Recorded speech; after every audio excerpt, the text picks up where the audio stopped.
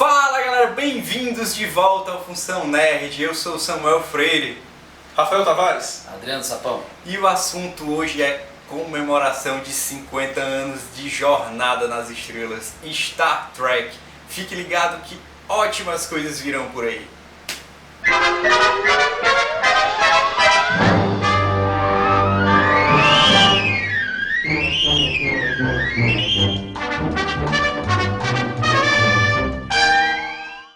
É isso aí, galera. O assunto é 50 anos de Jornada nas Estrelas.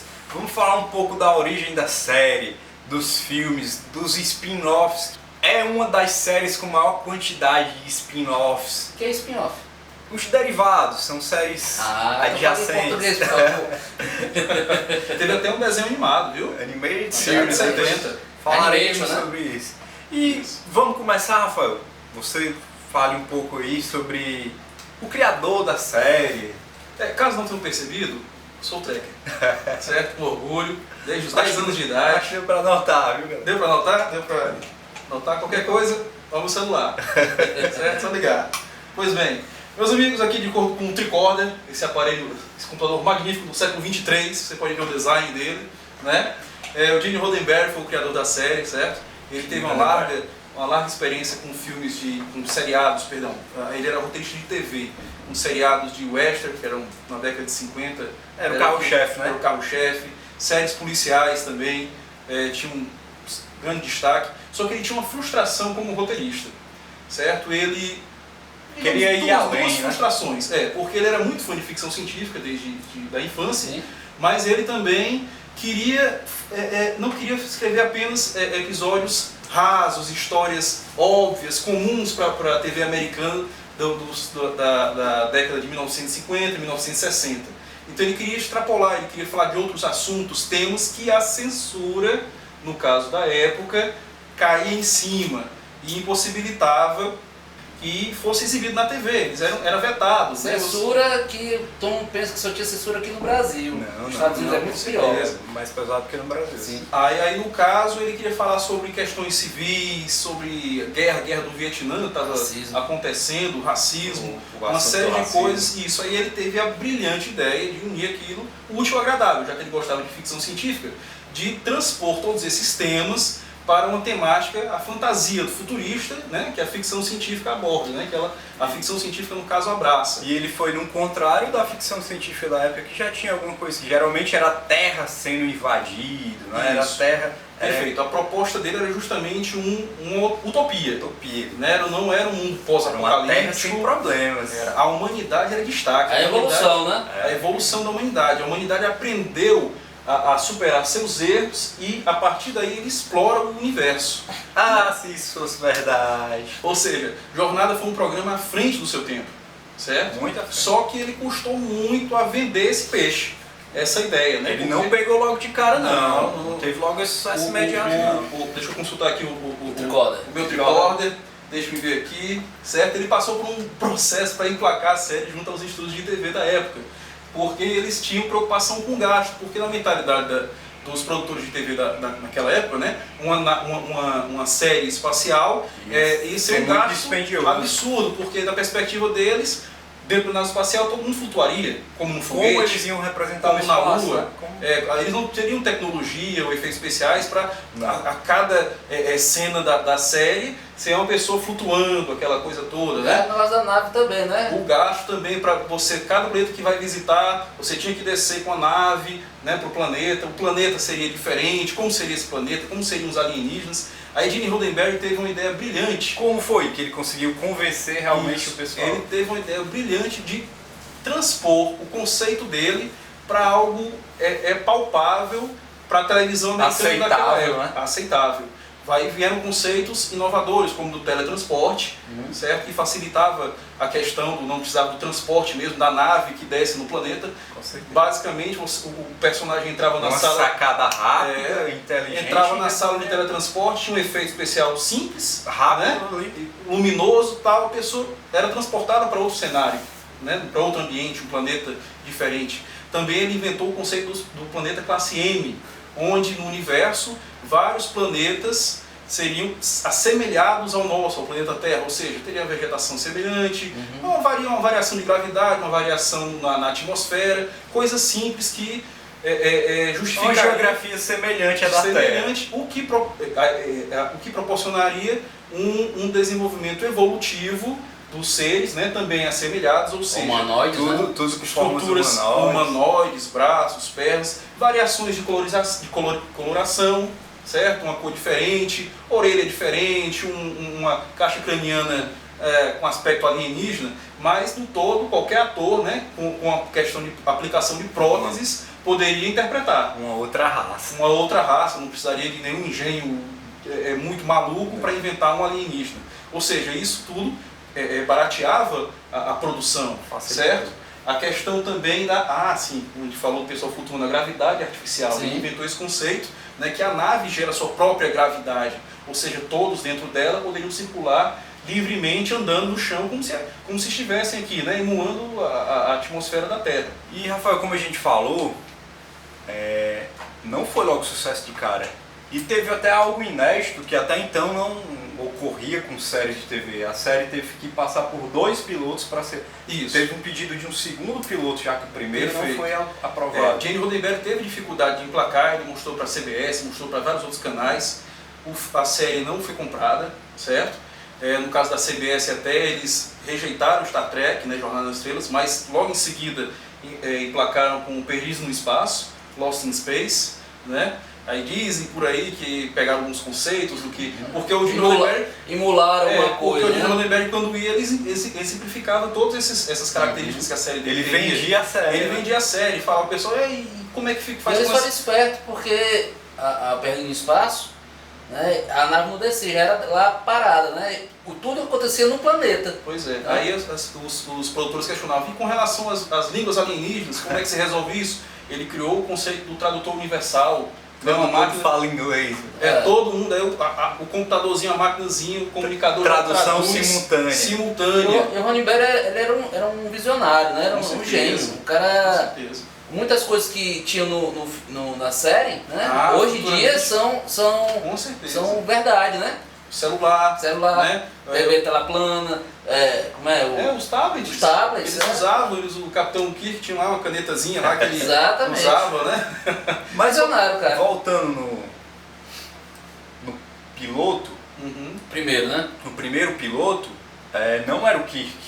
Perfeitamente, isso. Aí ele conseguiu a Desilu Productions, né, que era de propriedade da Lucy Ball, uma humorista famosíssima dos anos 50 nos Estados Unidos, né, que ela fazia poderosa, fazia I Love Lucy. I Love Lucy, né? Lucille Ball. Lucille Ball, que marcou época, certo? Ela tinha a produtora dela e a NBC, deixa eu consultar aqui outro ponto. A NBC mesmo. Quer conferir? Confirmado. Pronto. A NBC, no caso, ficou transmitindo a série, né? Eles pediram o primeiro piloto, e o primeiro piloto, ele tinha uma característica que era muito ficção científica.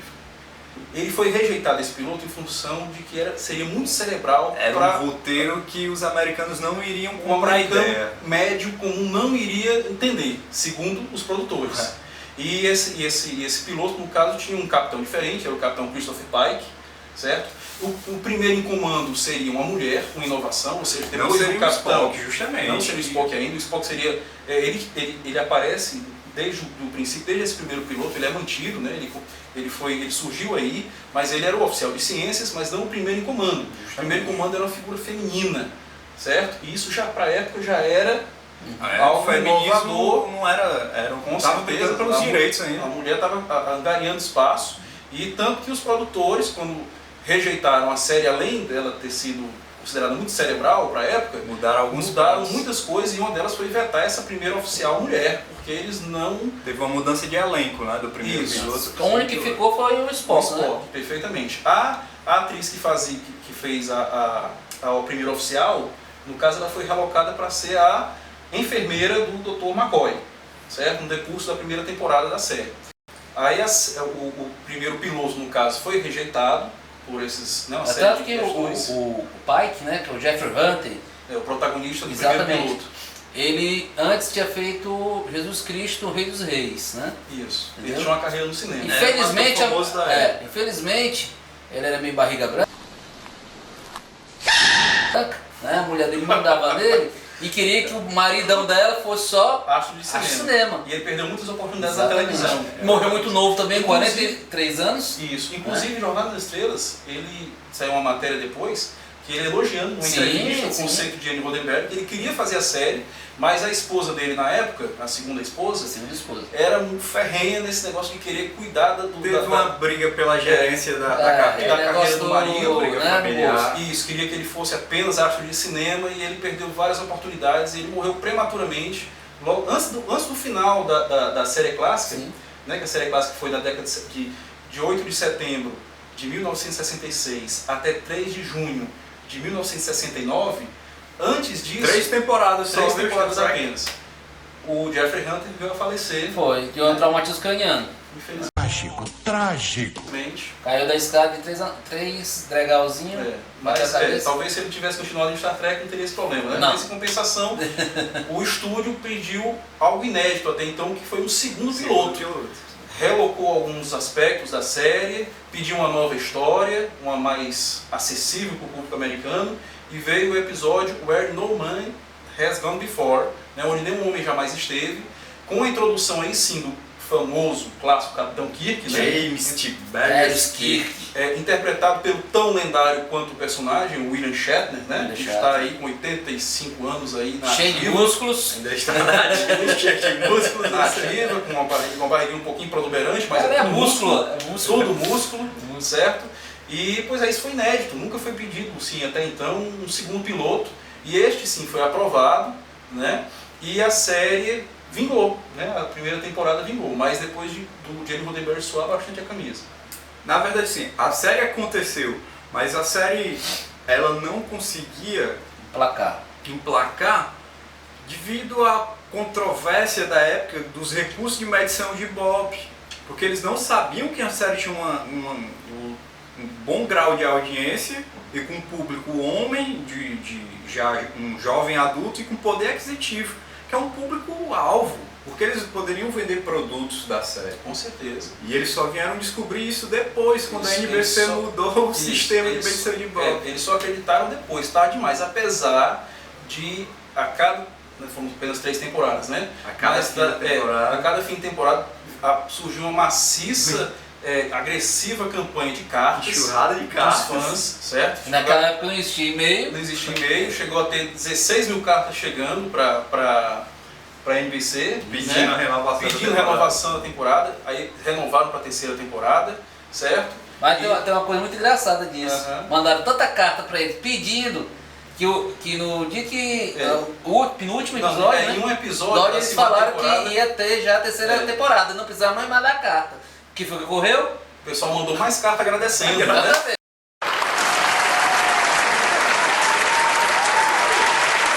Exatamente. Olha, mais carta ainda. Aí, ou seja, teve uma loucura mesmo.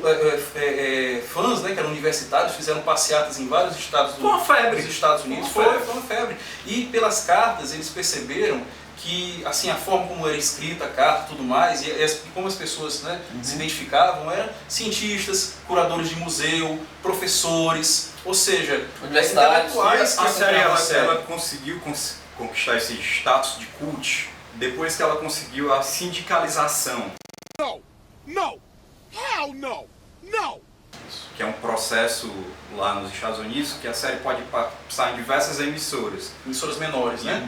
justamente a nível locais. E com isso ela conseguiu o status de cult, ela conseguiu a popularização que não tinha quando ela estava Isso, até porque em exibição na perfeitamente. NBC. Porque nessas emissoras pequenas eles ofereceram a série em horários mais adequados para o Mais público-alvo, acessíveis. né, que era a garotada, estudantes, certo? Que era o grande número, apesar de cientistas. E a série, de fato, tanto a série clássica como as seguintes, inspiraram muitos engenheiros, astronautas, cientistas, né, ficavam inspirados pelo contexto da série, porque a série, apesar de ser na década de 60 e tudo mais, mas ela tinha um compromisso. Se por um lado ela não tinha recursos para cenários, figurinos e os efeitos especiais eram aquém até para a época, eles investiram nos roteiros. Roteiro tem episódios que são fenomenais, que darem Verdade. excelentes filmes. E E foi aquela oportunidade que o Gene Roddenberry queria de oferecer questionamentos sobre direitos civis, racismo, guerra, a guerra do Vietnã, ele pôde, né, Tava bombando na época, né? estava acontecendo, né, ele pôde falar a respeito sobre divindades falsas, né, religião, o que mais? E isso sempre com a visão assim, com alto astral, nunca era pejorativo, Não, nunca era negativo a visão. Era sempre algo com bom humor. A questão de abuso do poder também era muito frequente. Sim. A supremacia da máquina sobre o homem era uma preocupação em alguns episódios, que naquela época, né, tinha muito medo da máquina substituir o homem nas indústrias e tudo mais. Só que na perspectiva da ficção científica você abordava o androide substituindo o homem, né, o cérebro do homem sendo transplantado para o androide, algo nesse sentido, mas a mensagem, Era expansão pensamento, tecnológica, o pensamento estava lá embutido, certo? Não interessava se o personagem era um alienígena ou uma entidade super poderosa. Você poderia trabalhar sobre racismo, sobre diferenças. Eles não tinham preconceito na série. Isso, eles abordavam isso e os censores não percebiam isso, certo? E o público começou a entender a pegada da série, a comprar a ideia, ou seja, a série mesmo não tendo recursos visuais, tudo mais, até porque uma coisa que eu gosto de mencionar é o seguinte, tem produções, por exemplo, o cinema mudo, cinema preto e branco, né? Hoje em dia tem pessoas que ela não conseguem se conectar com esse tipo de produção, a pessoa rejeita e às vezes perde uma boa história. Se a pessoa conseguisse se conectar com aquele tipo de contar a história daquela época e tudo mais, Na visão, né? daquela visão, você não tem um preconceito quanto a isso, né? Jornada nas Estrelas é algo semelhante. Por quê? Porque já, década de 60, televisão da década de 60, e ainda não oferecia nem os recursos que na época podia oferecer. Se você né? for só esperando, vixe, a série é mal feita. Se você for com essa visão, realmente Você não vai pra frente. e não vai aproveitar. E sai perdendo. Com certeza, não vai aproveitar essa maravilha que é Star Trek. Com certeza. Que até hoje, meu amigo, influencia 50 gerações. anos, São 50 anos imperando. E vamos continuar falando para vocês entenderem a importância disso. Todo mundo sabe, mas vamos continuar. Pois bem, a Jornada tinha esse empecilho mesmo, certo? Hoje em dia para as pessoas, de se envolver. Mas, além das tramas, a questão da ficção científica, abordava viagem no tempo, clonagem, naquela época abordava clonagem, certo? Como eu falei, o Roddenberry era um visionário, ele transcendia o seu tempo. Não, e a série se cercou de grandes roteiristas da literatura da época, de ficção científica. Eles passaram a integrar o elenco não, a trupe de roteiristas. O Clash. Isso. E foi um diferencial da série, né? E teve participações especiais, tinha atrizes. Os roteiros não eram bobos. Não, Eram de modo roteiros algum. bem coesos, bem Apenas feitos. na terceira temporada foi que surgiram as maiores falhas, porque a NBC passou a não acreditar Já mais na estava série, querendo cancelar a série. já querendo reduziu 10% o custo de produção dos episódios. Mudou o horário. Mudou o horário, colocou numa faixa chamada Faixa da Morte, que era às 10 horas de sexta-feira, que o público-alvo de Jornada não se identificava com esse horário, né? O estudante, no caso o estudante universitário, ia curtir, né? O jovem já ia dormir, o adolescente, digamos assim, né? Então ele não assistia, não tinha opção. E como você falou, depois que a série findou, né? Foi uma questão da sindicação, né, que ele pôde ser justamente, exibido, não é sindicalização, é sindicação. ele pôde ser exibido em várias emissoras menores nos Estados Unidos. A popularização da série foi fantástica na década de 70. Aí ela alcançou o status dela.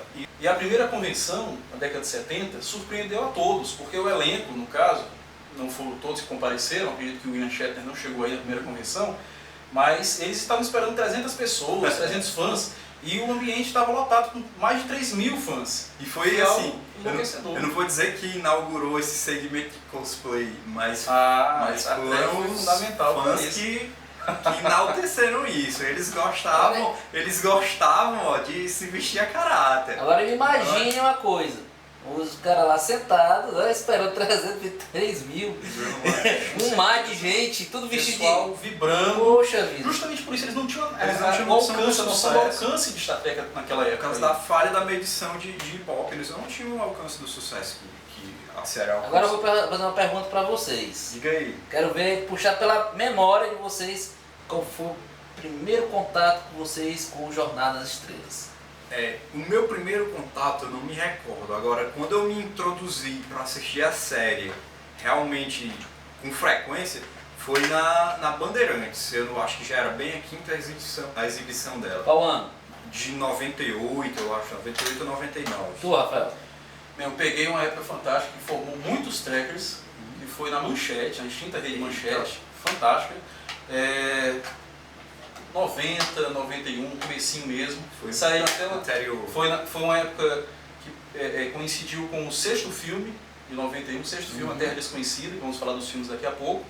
E saiu uma linha, a Abril Jovem lançou 9 edições, né? Eu acho que ela pretendia lançar mais, estavam saindo nos Estados Unidos, revistas em formato americano, certo? Que não era comum ainda aqui que no não Brasil. era comum formato americano, tinha só as revistas do Contos do Batman, uma coisa assim.